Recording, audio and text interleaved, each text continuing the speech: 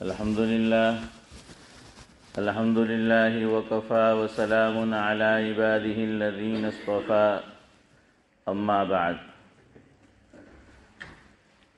وقد قال الله تبارك وتعالى في القرآن المجيد والفرقان الحميد فأعوذ بالله من الشيطان الرجيم بسم الله الرحمن الرحيم شهر رمضان الذي أنزل فيه القرآن هدى للناس وبينات من الهدى والفرقان فمن شهد منكم الشهر فليصم وقد ورد في الحديث عن أبي هريرة رضي الله تعالى عنه أن رسول الله صلى الله عليه وسلم قال من قام رمضان إيمانا واحتسابا غفر له ما تقدم من ذنبه او كما قال عليه الصلاة والسلام رواه البخاری۔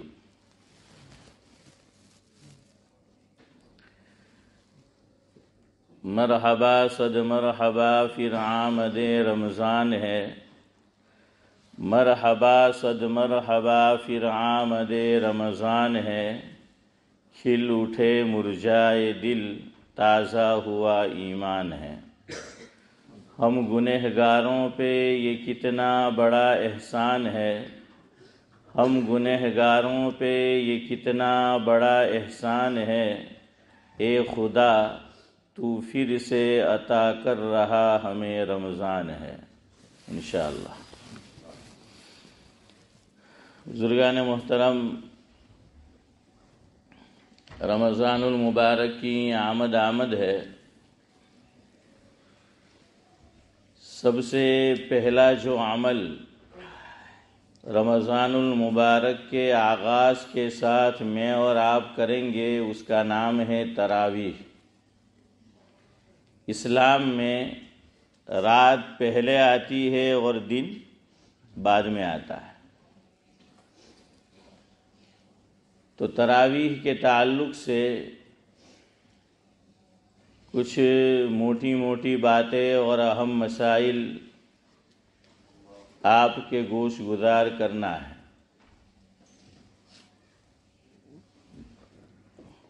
تراویح کی نماز مرد اور عورت دونوں پر سنت مؤکدہ علی العین ہے۔ جیسے روزانہ کی 5 نمازیں ہر عاقل بالغ مسلمان پر فرض عین ہے، ٹھیک اسی طرح تراویح کی نماز مرد اور عورت پر سنت مؤکدہ علی العین ہے۔ علی العین کا مطلب کہ ہر ایک کو ادا کرنا ہے۔ ایک چیز ہوتی ہے فرض کفایہ، جیسے نماز جنازہ، 2-4 آدمیوں نے یا چند آدمیوں نے مل کر نماز جنازہ ادا کر لی تو ثواب تو نماز جنازہ پڑھنے والوں کو ملے گا، مگر بستی کے جو باقی مسلمان ہیں چاہے کوئی عذر ہو یا نہ ہو اور وہ نماز جنازہ میں شامل نہیں ہوئے تو وہ گنہگار نہیں ہوں گے۔ لیکن فرض عین کا مطلب کہ ہر ایک کو ادا کرنا ہے اور اپنی طرف سے ادا کرنا ہے۔ اور یہ تراویح بدنی عبادت ہے، مالی عبادت نہیں ہے۔ شریعت میں عبادت 3 طرح پر ہے، ایک خالص بدنی عبادت، دوسری خالص مالی عبادت، اور تیسری دونوں کا مجموعہ کہ اس میں مال بھی خرچ ہوتا ہے اور بدن بھی لگتا ہے، بدن بھی تھکتا ہے، استعمال ہوتا ہے۔ خالص بدنی عبادت یہ نماز ہے، خالص مالی عبادت یہ زکوٰۃ ہے، اور دونوں کا مجموعہ یہ حج اور قربانی ہے۔ دیکھیے قربانی میں بھی اصل یہ ہے کہ جانور پہلے سے خریدو، اپنے پاس رکھو، اسے کھلاؤ پلاؤ، یہاں تک کہ اس سے انس اور محبت پیدا ہو جائے کہ جب عید کا دن آئے اور جانور کے گلے پر میں اور آپ چھری پھرا رہے ہوں تو یوں محسوس ہونا چاہیے کہ ہم اپنے دل پر آرے اور چھری چلا رہے ہیں۔ لیکن یہاں تو آپ جانتے ہیں مجبوری ہے ہماری، ہم نہیں کر سکتے۔ انڈیا میں کر سکتے تھے اور کر سکتے ہیں، پہلے ہمارے بڑے بوڑھے کرتے تھے، اب نہیں کرتے، اب کی نسل نہیں کرتی۔ ہاں کیوں؟ یہ بدل ہے کس کا؟ حضرت اسماعیل علیہ السلام کا، کہ اصل تو اپنے بیٹے کے گلے پر چھری پھرنی تھی۔ اگر مجھے اور آپ کو اللہ کا حکم آ جائے کہ اپنے چہیتے بیٹے کے گلے پر چھری پھراؤ تو دل کی کیا حالت ہوگی؟ یہ اس کا بدل ہے۔ تو ٹھیک ویسی ہی کیفیت انسان کو جانور کے گلے پر چھری پھرائے اس وقت ہونی چاہیے۔ چلے ہم اتنا نہیں کر سکتے، لیکن اتنا تو کرو اللہ کے بندو کہ جانور اچھا خریدو۔ یہاں تو کیا ہوتا ہے، بقرعید نزدیک آئے گی، ایک آ کر کہے گا આપણી ઓળખાણવાળો મદ્રેસો છે 90 પાઉન્ડમાં થઈ જાય, બીજો આવીને કે પહેલાં તું કુરબાની કરવાનો, એમ કે આપણા બી ઓળખીતા છે કરીએ, કેટલાનો? કે 90 પાઉન્ડ, કે આપણે તો 80માં જ છે। ہاں تو سال میں ایک مرتبہ ہے پھر بھی سستا ڈھونڈتے ہیں۔ اعلیٰ جانور کرو، اچھا جانور کرو، اور یہ بھی تحقیق کرو کہ ہم جو پیسے دے رہے وہاں جانور ذبح ہو بھی رہا ہے کہ نہیں۔ بہرحال تراویح یہ 20 رکعت ہے۔ چاروں جو ائمہ ہے، ائمہ اربعہ، امام ابو حنیفہ علیہ الرحمہ، امام مالک رحمہ اللہ، امام شافعی نور اللہ مرقدہ، اور امام احمد بن حنبل رحمۃ اللہ علیہ، چاروں ائمہ کے نزدیک 20 سے کم تراویح کی نماز ہے ہی نہیں، 20 رکعت سے کم۔ ہاں امام مالک علیہ الرحمہ کے نزدیک تراویح کی نماز 36 رکعت ہے۔ کتنی ہے؟ 36 ہے۔ کیوں؟ امام مالک علیہ الرحمہ کی فقہ میں اہل مدینہ کا عمل یہ مستقل دلیل ہوا کرتا ہے، اہل مدینہ کا عمل۔ اب کعبۃ اللہ مکہ مکرمہ میں ہے، ایک عمل وہاں ایسا ہوتا ہے جو دنیا میں کہیں نہیں ہوتا، کسی سرزمین پہ نہیں ہوتا۔ کیا عمل ہے؟ طواف۔ جزاکم اللہ، وہ طواف ہے۔ اب مکہ مکرمہ میں تراویح کی نماز ادا ہوتی تھی، ادا کی جاتی تھی، تو دیکھیے 4 رکعت کے بعد نام کیا ہے؟ ترویحہ۔ نماز کا نام ہے تراویح، اور ہر 4 رکعت کے بعد جو ہم بیٹھتے ہیں اس کا نام کیا ہے؟ ترویحہ۔ ترویحہ کا معنی ہے سکون حاصل کرنا، آرام حاصل کرنا۔ اور فقہا نے یہ لکھا ہے کہ اتنی ہی دیر بیٹھنا ہے جتنی دیر 4 رکعت حافظ صاحب کو ادا کرنے میں لگی ہے۔ اب ہماری جو مساجد ہے، میں اپنی مسجد نہیں مساجد کہہ رہا ہوں، جتنی بھی ہماری مساجد ہے، کوئی حافظ صاحب اتنی دیر جتنی دیر 4 رکعت ادا کی بیٹھ کے تو دیکھے ہیں؟ ہاں بیٹھ کے تو دکھائے، کیا ہو جائے گا؟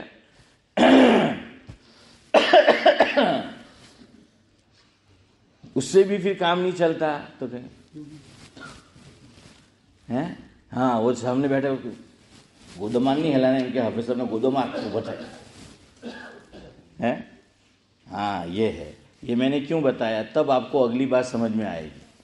اتنی ہی دیر بیٹھنا ہے، اور کتابوں میں لکھا ہے کہ امت محمدیہ صلی اللہ علیہ وسلم میں سب سے پہلا اجماع جو ہوا ہے وہ اسی بات پر ہوا ہے، ترویحہ، کہ اتنی دیر سکون جو ہے وہ حاصل کرنا ہے، وہ بیٹھنا ہے۔ تو مکہ مکرمہ میں کیا کرتے تھے لوگ؟ 4 رکعت ختم ہوئی، اب اتنی دیر کے بعد پھر 5ویں رکعت کے لیے امام صاحب کھڑے ہوں گے، جتنی دیر 4 رکعت میں لگی ہے تو لوگ کیا کر لیتے تھے؟ طواف کر لیتے تھے، حالانکہ وہ آرام کرنا ہے، سکون، لیکن نہیں، چونکہ عبادت کا مہینہ ہے، فائدہ اٹھانا ہے، سیل لگا ہوا ہے، تو لوگ وہ کرتے تھے۔ اب اہل مدینہ نے دیکھا کہ ہم تو طواف کر نہیں سکتے 4 رکعت کے بعد، اور دیکھیے یہ ترویحہ 4 مرتبہ آئے گا، 4، 8، 12 اور 16 رکعت پر، 20 میں تو ختم ہو گیا، 4 ترویح ہے۔ تو وہ لوگ کیا کرتے تھے مدینہ منورہ میں کہ وہ 4 رکعت نماز ادا کر لیتے تھے، لیکن یاد رکھیے یہ انفرادی ہے، اجتماعی طور پہ ادا نہیں کرنا ہے۔ آج بھی کوئی 4 رکعت ختم ہوئی تراویح کی اور اپنے طور سے 2 رکعت ادا کرنا چاہے، انفرادی طور پر کر سکتا ہے، لیکن ذرا دیکھ لیجیے کہ اتنا وقت بھی ملتا ہے کہ نہیں۔ تو اب آپ 4 ترویحیں ہیں، ہر 4 رکعت کے بعد اتنی دیر ٹھہرنا ہے، 4 کو 4 میں ضرب دو، کتنے ہو گئے؟ 16، 20 تو ہے ہی تراویح کی رکعت ہے، اور اس میں 16 ایڈ کر دو، کتنی رکعتیں ہو گئی؟ 36 ہو گئے نا؟ ہاں، وہ 36 ہو گئے۔ تو یہ صرف امام مالک کے یہاں ہے، چونکہ یہ اہل مدینہ کا عمل تھا، اور امام مالک کی فقہ میں اہل مدینہ کا عمل یہ مستقل ایک دلیل ہوا کرتا ہے۔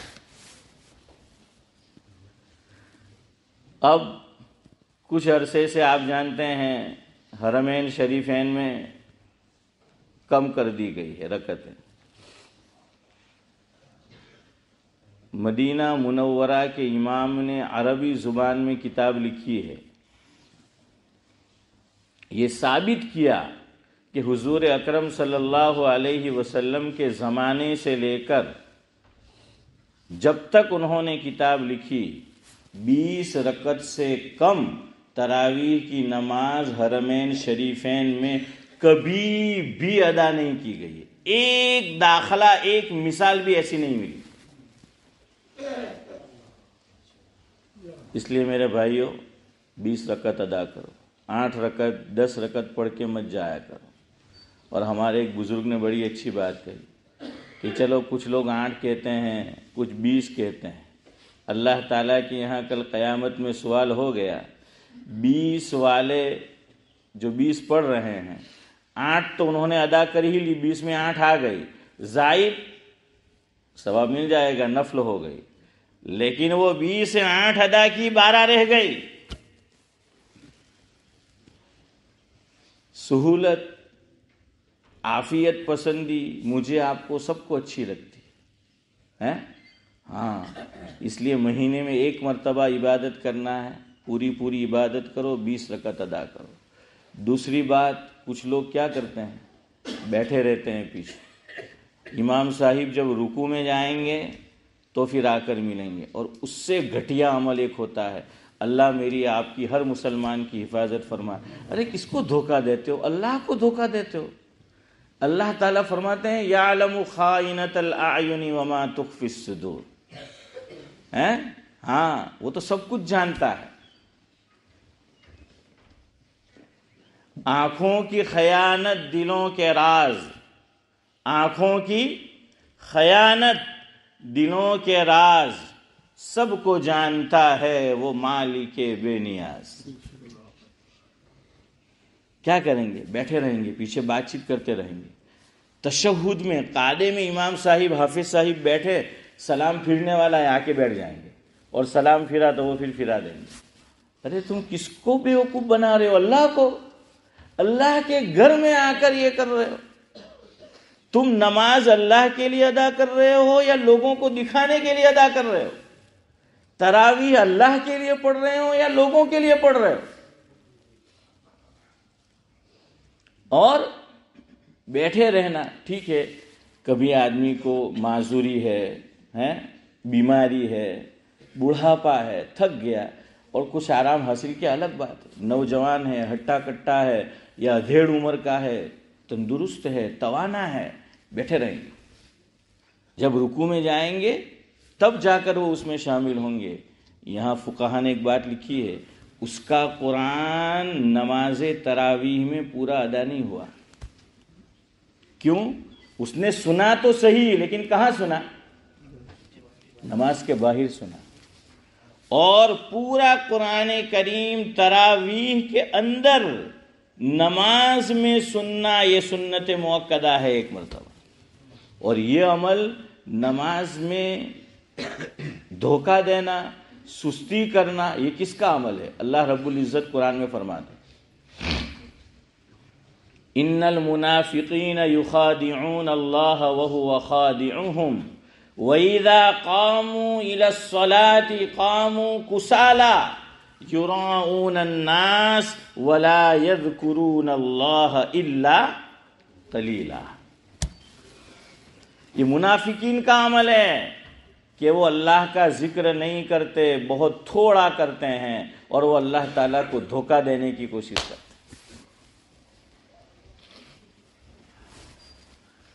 اور علماء نے لکھا ہے جیسا عمل کرو گے ویسا ہوگا۔ تم اللہ کو دھوکہ دو گے، تمہاری زندگی میں مالی معاملات میں یا دوسرے معاملات میں اس کی جزا دنیا ہی میں ملے گی، تمہارے ساتھ بھی کوئی دھوکہ دہی کرے گا، دھوکہ ہو کر رہے گا۔ کیوں؟ تم نے مالک کائنات کے ساتھ دھوکہ کیا ہے۔ وقت ہو گیا ہے، ایک دو باتیں تراویح کے اندر کی سن لو۔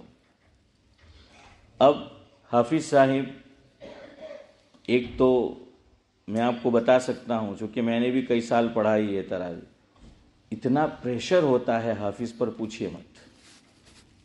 ہاں، اس لیے حافظ صاحبان کی برائی، کرٹیسائز یہ مت کیا کرو، شکر ادا کیا کرو کہ وہ ہماری سالانہ ایک جو سنت مؤکدہ ہے اس کی ادائیگی میں ہمارے معین اور مددگار بن رہے۔ ٹھیک ہے، ہر آدمی میں کمزوری ہوتی ہے، کچھ کہنا ہے اسی سے جا کر کہو، تنہائی میں کہو کہ بھائی اس طرح ہے، جو بھی آپ کو کہنا ہے، لیکن باہر تبصرے کرنے سے کیا فائدہ؟ اتنا پریشر ہوتا ہے۔ یہ جو مصلی پہ تراویح پڑھا رہا ہوتا ہے نا، وہ پورا دن تو روزے سے ہوتا ہے، افطاری میں بھی وہ جی بھر کے نہیں کھاتا، ٹینشن اس کو سنانے کا۔ تراویح کے بعد گھر جائے گا، جتنا رمضان المبارک میں کھانے میں لذت اور لطف حافظ قرآن کو آتا ہے کسی کو نہیں آتا، اور وہ بھی کب؟ تراویح کے بعد، وہ اسی وقت جا کے کھاتا ہے، اور اتنا پریشر اپنے اوپر لینا پڑتا ہے کہ پوچھئے مت۔ اور بعض مرتبہ تو وہ چھوٹے چھوٹے نوجوان بچے ہیں، اور ان کی ہمت توڑنا، ان کا حوصلہ توڑنا، یہ کہاں کی دانش مندی اور عقل مندی؟ تو بھائی آج اللہ کے گھر میں نیت کرو، جس کسی مسجد میں نماز تراویح ادا کرو گے، جہاں کہیں ادا کرو گے، انشاءاللہ العزیز جو سنا رہا ہے اس کی عزت کرو گے، کرٹیسائز نہیں کرو گے، اس کی برائی نہیں کرو گے۔ میں نے کہا کوئی چیز دیکھی اس میں کہنے جیسے کہو۔ اور میں حافظ صاحبان سے بھی کہوں گا، یہ مسجد قباء ہے یا مدینہ مسجد ہے یا اور جو مسجد عثمان یا جو بھی مسجد ہے، یہ حرمین شریفین کا مصلی نہیں ہے۔ اب شیخ حذیفی اور شیخ شریم نہ بن جائے،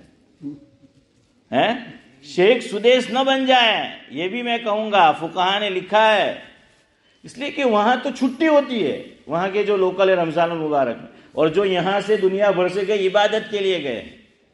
تراویح میں دیکھیں فقہا نے قرآن کریم پڑھنے کے درجے لکھے، میں اپنی بات نہیں سنا رہا ہوں، باقاعدہ لکھا ہے کہ تراویح سنانے والا نہ اتنا فاسٹ پڑھے کہ حروف کٹ جائے، سمجھ میں نہ آئے، اور نہ نماز کی قرات کی طرح آہستہ پڑھے، بلکہ کیسے پڑھے؟ فاسٹ۔ دیکھیے 3 درجے ہیں، ترتیل، تدویر اور حدر۔ قرآن کریم پڑھنے کے 3 درجے ہیں، یہاں حدر سے پڑھنا ہے۔ اب وہ شیخ سدیس، شیخ سریم یہاں آتے ہیں، الحمدللہ رب العالمین. ارے بھائی وہ تھکا ہارا آیا ہے، پیچھے مجمع ہے وہ دن بھر کا ہے، اس میں معذور ہے، اس میں بیمار ہے، اور یہ فقہا نے لکھا ہے ان کا خیال رکھو. اور یہ بھی لکھا ہے اگلی بات کہ تراویح کی نماز میں لوگ کم ہو رہے ہیں، اس کی قرات کی وجہ سے اس کا بوجھ پڑھنے والے پر ہے. اس لیے بھائی اس طریقے سے جو ہے وہ پڑھا کرو، ذرا فاسٹ اس کو وہ پڑھا جائے. اب دوسری بات کہ اتنی جلدی درود شریف بعد حافظ صاحبان وہ پھر کیا ہے، وہ جو جیسے قرات کیے نا تحیات اور درود بھی اسی رفتار میں پڑتا ہے، چونکہ اب 70 کی اسپیڈ ہے، ایک دم سے 40-30 پہ تو نہیں آ سکتی. اب کیا ہوتا ہے، اب اس نے سلام پھیرا اور ہمارا تو ابھی پہلا درود پورا ہوا ہے. اب یہاں بھی پھر ہوتا ہے کہ یار ہمیں تو انہیں پڑھوانا موقع نہیں آئے گا، تو سن لو مختصر درود پڑھ لو. یہ اگر فاسٹ پڑھ رہا ہے آپ التحیات پڑھو، التحیات کے بعد صلی اللہ علیہ وسلم یا اللہم صلی علی محمد یا پھر اللہم صلی علی محمد وعلی آل محمد. یہ سنت ہے. ہاں حافظ صاحب نے اتنی جلدی سلام پھیر دیا کہ التحیات پوری نہیں ہوئی تو فوراً سلام مت پھیرو، التحیات جلدی جلدی پوری کر کے سلام پھیرو. باقی فقہا نے یہ لکھا ہے اب آپ کو درود شریف اور دعا ختم کرنے کی ضرورت نہیں ہے، امام کی متابعت ضروری ہے. امام نے سلام پھیرا آپ بھی پھیر دو. دعا پڑھنا درود شریف کے بعد یہ مستحب ہے. دعا چھوٹ گئی ہے نہیں پڑھی چھوڑ دو. یہی حال قنوت کا ہے. ہم نے آدھی پڑھی اللہم انا نستعینک کا، امام صاحب رکوع میں گئے، ہماری ادا ہو گئی. جتنا پڑھا ہے امام صاحب نے کہا اللہ اکبر تو کہاں چلے جاؤ. ہاں بہرحال وقت ہو گیا ہے. اللہ تبارک و تعالی کہیں سنی باتوں پر ہمیں عمل کی توفیق نصیب فرما. سبحان اللہ و بحمدہ.